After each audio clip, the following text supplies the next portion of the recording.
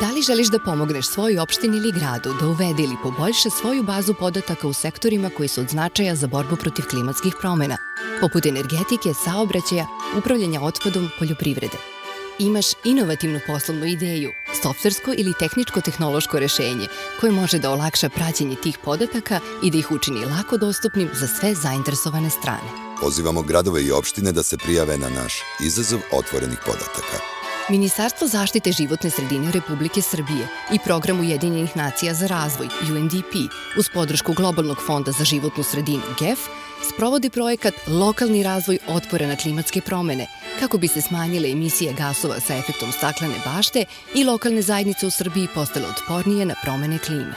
Učesnici izazova dobit će besplatnu stručnu i savetodavnu pomoć za dalji razvoj svojih ideja, od inkubacije preko testiranja do implementacije predloženih rešenja u praksi.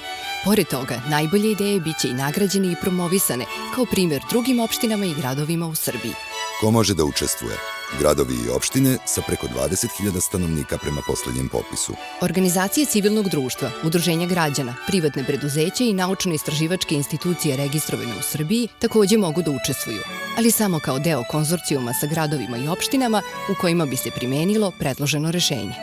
Sa otvorenom i lako dostupnom bazom podataka u različitim sektorima, lokalnim inventarom gasova sa efektom staklene bašte, tvoja lokalna zajednica moći će lakše da privuče potencijalne investitore, olakšat će se aktivno učešće građana u radu lokalne samouprave i omogućiti njihov uticaj na odluke koje podržavaju nisko-ugljenični razvoj.